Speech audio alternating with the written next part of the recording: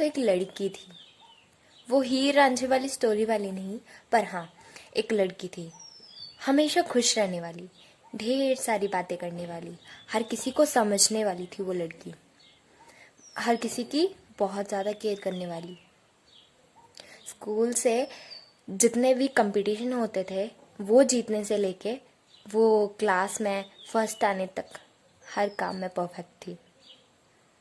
मतलब स्कूल की शान और क्लास की जान थी वो लड़की।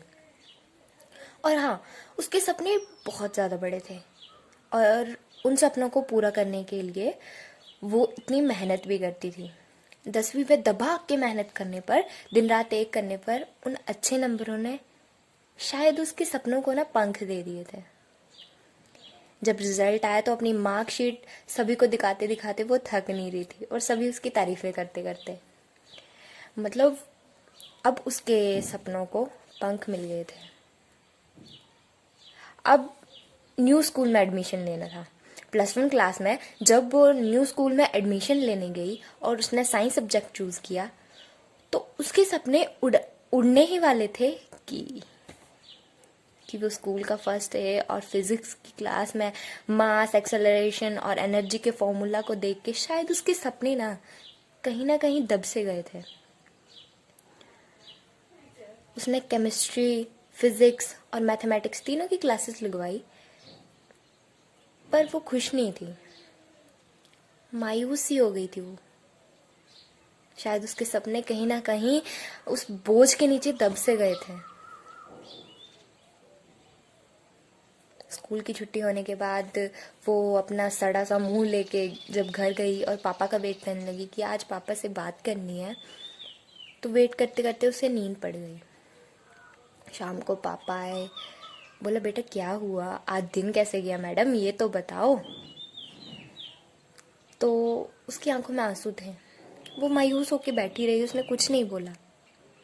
पापा ने पूछा बोल तो सही, हुआ क्या। बोलने लगी पापा क्या मैं आर्ट्स ले सकती हूँ।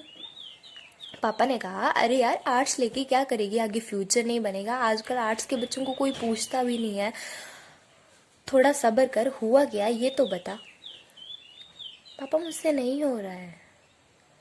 अरे टाइम लगता है, मतलब हिंदी मीडियम से इंग्लिश मीडियम में स्विच करने में टाइम लगता है, थोड़ा सा, थोड़ा मेहनत कर, थोड़ा समझ, थोड़ा टाइम लगेगा पर हो जाएगा। पापा की बातों ने थोड़ी हिम्मत तो दे दी थी उसे, पर शायद पूरी तरह से नहीं। अगले दिन फिर स्कूल गई, सारी चीज़ें उसने ध्यान से देखी, सुनी, समझी, पर नहीं, हर चीज़ उसके सिर के ऊपर से चली गई। कुछ समझ नहीं आया, जितना समझती उतना ही कंफ्यूजिंग होता था उसके लिए। घर आके दिन रात मेहनत करने लगी, पढ़ाई करने लगी, पर नहीं, कहीं ना कहीं उसके सपने ना अब टूटने से लगे थे। वो एग्ज़ाम के मार्क्स देख के अब पहले जैसी खुश नहीं होती थी। शायद वो मार्क्स ना उसके सपनों के लिए आसमान बनाने नहीं वाले थे, वो काफ़ी नहीं थे उसके सपनों के लिए आसमान बनाने के लिए। घसीट घसूट के 12th तो हो गई, पर शायद वो काफ़ी नहीं था।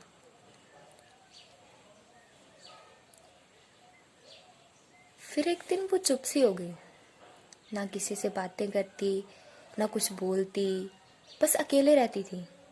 कोई पूछे क्या हुआ तो आंखों से आंसू आ जाते थे उसके। अकेले रहती थी, कभी किसी से बातें नहीं करती थी। अब वो पहले जैसी हंसी नहीं आई थी उसके मुंह पे। अब पहले जैसी वो सबकी फिक्र करने वाली शायद कहीं ना कहीं अपनी फिक्र ही करना भूल गई थी।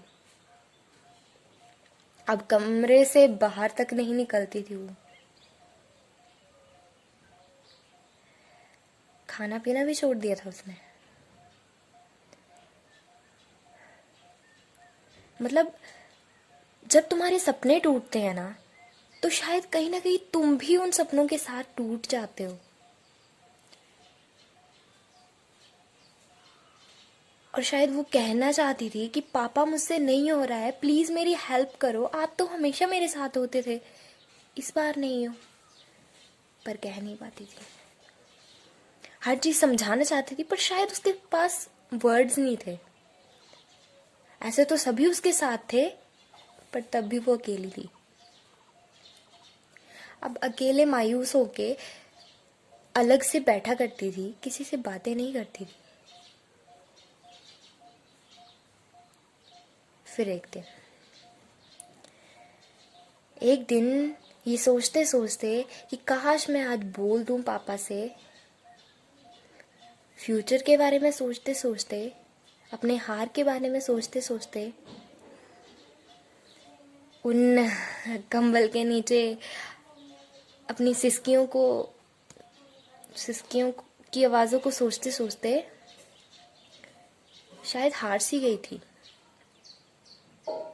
पता नहीं कब उसने वो ब्लेड उठाया और अपनी कलाई पे रखने ही वाली थी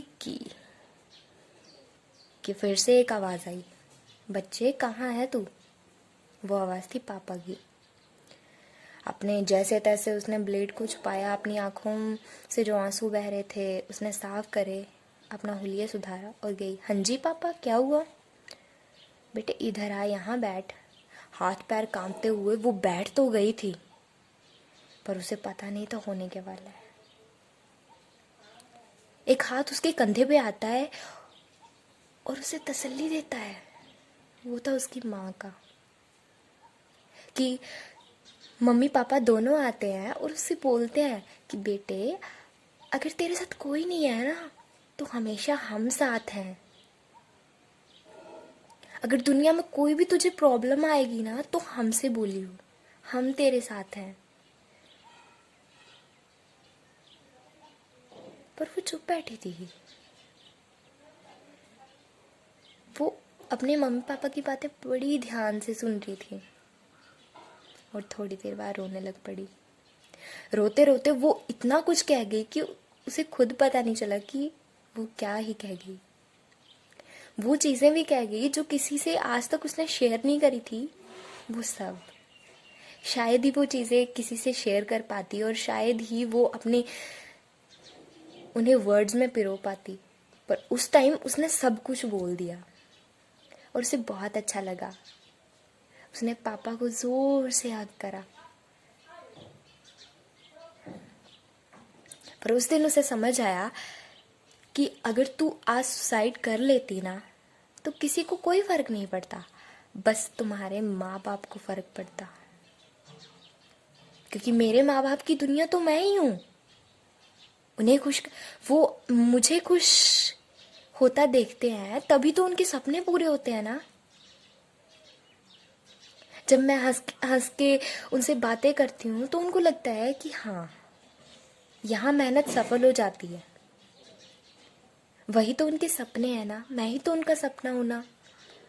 तो अगर मैं आज मर जाती तो उनकी तो दुनिया ही खत्म हो जाती, उनके तो सपने ही टूट जाते, उनके तो सपने पंख लेने से पहले ही मर जाते।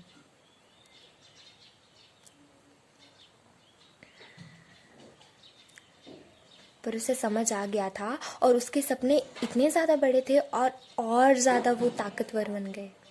उसका हौसला बुलंद हो गया था उस टाइम। मतलब दुनिया का अगर कोई भी पर्सन तुम्हारे साथ नहीं है और तुम्हारे माँ बाप तुम्हारे साथ है ना तो तुम्हें हारने से मतलब तुम कभी हार नहीं सकते हो। और मैंने कुछ लिखा था